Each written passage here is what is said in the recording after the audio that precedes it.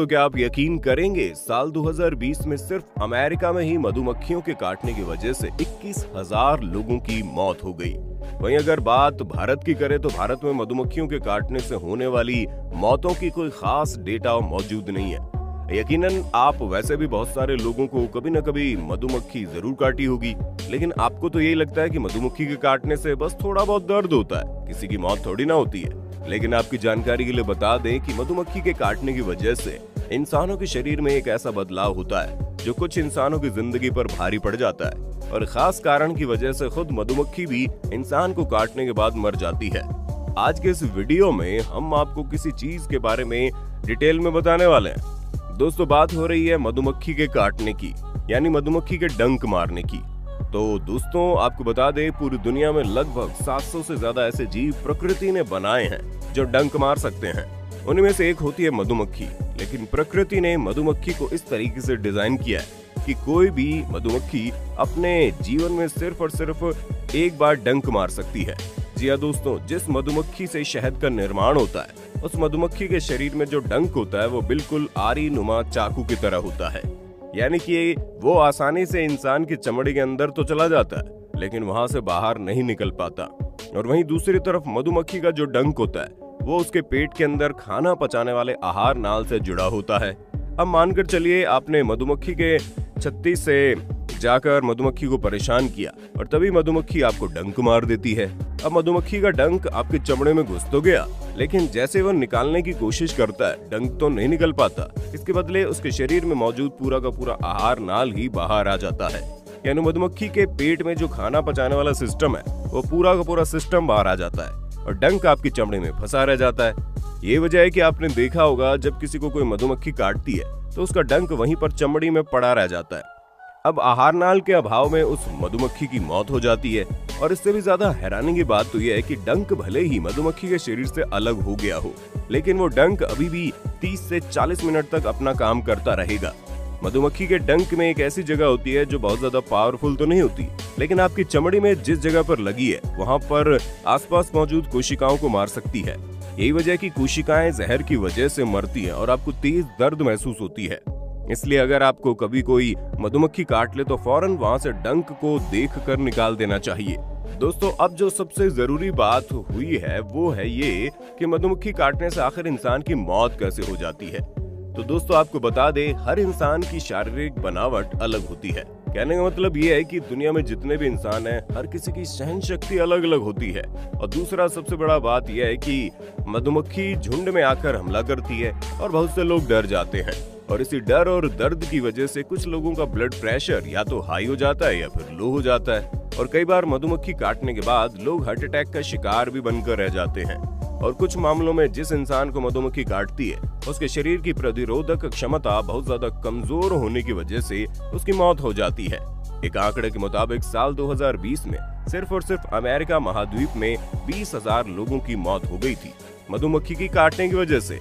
लेकिन क्या आपको मालूम है हम इंसानों की वजह से पूरी दुनिया में हर साल कितने मधुमक्खी की मौत हो जाती है? अगर विशेषज्ञों की माने तो हम इंसानों की वजह से पूरी दुनिया में हर साल लाख या फिर करोड़ नहीं बल्कि अरबों की संख्या में मधुमक्खियों की मौत हो जाती है। बात अगर साल 2020 की करें तो पूरी दुनिया में जितने भी मधुमक्खी थे उसका लगभग 40% मधुमक्खी खत्म हो चुका है। ऐसे में सवाल उठता है, क्या हो अगर पूरी दुनिया के सारे मधुमक्खी खत्म हो जाएं? यकीनन आप में से अधिकतर लोगों का जवाब यही होगा कि हमें शहद नहीं मिलेगा। लेकिन दोस्तों, आपकी जानकारी के लिए बता दें कि अगर पूरी दुनिया की सारी मधुमक्खियां खत्म हो जाएंगी तो पूरी दुनिया में भुखमरी आ जाएगी। जी हाँ दोस्तों, आपको सिर्फ शहद ही नहीं बल्कि फल और अनाज मिलने भी बंद हो जाएंगे। लेकिन ऐसा क्यों? मधुमक्खी और फल अनाज में क्या कनेक्शन है? तो दोस्तों, आपको बता दें, जैसे हम पुरुषों और दुनिया भर की जीव जंतुओं में मेल और फीमेल होते हैं, ठीक उसी तरह पेड़ पौधों में भी मेल और फीमेल होते हैं। जैसे हम इंसानों के और जीव जंतुओं में प्रजनन की प्रक्रिया होती है जिसके बाद हमारे जैसे संतान और जीव जंतु पैदा होते हैं, ठीक उसी तरह पेड़ पौधों में भी ये प्रक्रिया होती है जिसे प्रजनन नहीं बल्कि परागकण कहते हैं। लेकिन यहाँ पर समस्या ये है कि जितने भी इंसान हैं या फिर जीव जंतु हैं वो खुद चलकर मेल और फीमेल एक दूसरे के करीब आ जाते हैं, लेकिन पेड़ पौधों के लिए ऐसा कर पाना असंभव होता है। इसलिए प्रकृति ने पेड़ पौधों की इस समस्या को दूर करने के लिए दुनिया भर के कीट पतंगों को पृथ्वी पर भेजा। आपने देखा होगा दुनिया भर के जितने भी कीड़े मकोड़े या फिर तितली, मधुमक्खी जैसे जीव होते हैं वो दिन भर एक फूल से दूसरे फूल पर मंडराते रहते हैं। ऐसे में जब वो मेल फूल पर बैठते हैं तो वहां पर मौजूद स्पर्म उनके पैरों में चिपक जाता है और जैसे वो फीमेल फूल पर बैठते हैं वहां पर उनके पैरों में चिपके हुए इस स्पर्म को कैच कर लिया जाता है, जिससे पेड़ पौधों में परागण की प्रक्रिया पूरी होती है।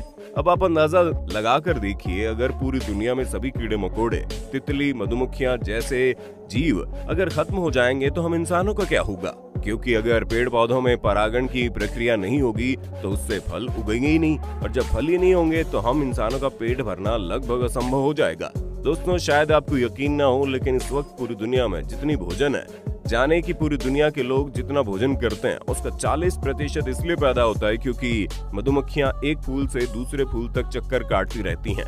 बाकी का 60% दुनिया भर के बाकी कीड़े मकोड़ों की वजह से परागण होता है।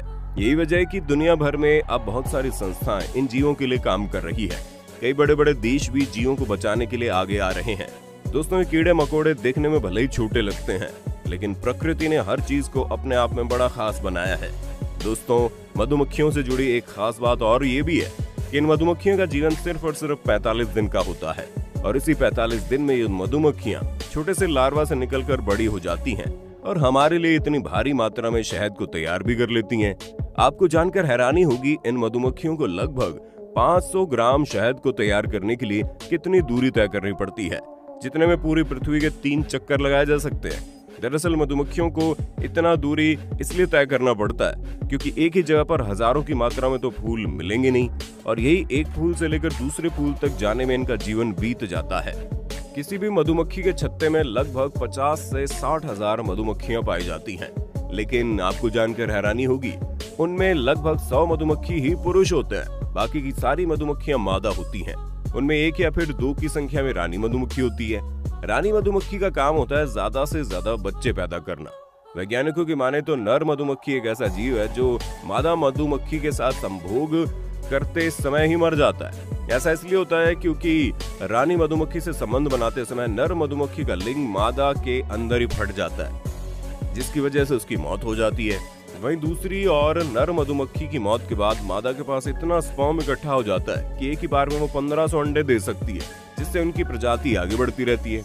दोस्तों, आपकी जानकारी के लिए बता दें, इस वक्त पूरी दुनिया भर के मधुमक्खियों के लिए सबसे बड़ा खतरा रेडिएशन है। जी हाँ, वही रेडिएशन जिसकी वजह से आपके फोन में 2G, 3G, 4G और 5G जैसी इंटरनेट स्पीड आती है। मोबाइल नेटवर्क के इन रेडिएशन की वजह से छोटे छोटे मधुमक्खियों के जीवन पर बहुत बड़ा प्रभाव पड़ता है। रेडिएशन इतना खतरनाक होते हैं कि मधुमक्खियों की जान चली जाती है। यही वजह है कि पूरी दुनिया भर में मधुमक्खियों की संख्या लगातार कम होती जा रही है, और अगर ऐसा ही होता रहा तो आने वाले वक्त में इंसानों के लिए बहुत बड़ी मुश्किल सामने आने वाली है, और वो होगी भुखमरी। एक तरफ इंसान बढ़ते जा रहे हैं, वहीं दूसरी तरफ खाने के भोजन पर्याप्त मात्रा में मिलने बंद हो जाएंगे। रेडिएशन के अलावा बढ़ता पर्यावरण प्रदूषण भी मधुमक्खियों की जिंदगी पर भारी पड़ रहा है। आपने देखा होगा, जो मधुमक्खी के छत्ते आपको किसी जगह पर दिखाई पड़ जाते थे, मधुमक्खियों का छत्ता मिलना बहुत ही रेयर हो गया। आपने पिछली बार मधुमक्खी का छत्ता कब और कहां देखा था, शायद आपको भी याद नहीं होगा। दोस्तों, मधुमक्खी तो बहुत छोटा जानवर है। क्या आपने कभी गौर किया है कि देखते देखते कौवे के झुंड कहां गायब हो गए? जी हाँ, वही कौवा जो कभी भी किसी भी वक्त कहीं भी देखा जा सकता था। अगर इस बारे में आप और डिटेल में जानना चाहते हैं तो कमेंट बॉक्स में बताइएगा। अपनी अगली वीडियो इसी टॉपिक के ऊपर बना देंगे हम। वीडियो अच्छी लगी तो लाइक कीजिए, हमारे चैनल को सब्सक्राइब करके बेल आइकन को ऑन करना बिल्कुल मत भूलना, क्योंकि the earth adventure in Hindi की टीम आपके लिए हर रोज ऐसे इन्फॉर्मेटिव वीडियोस लाती रहती है।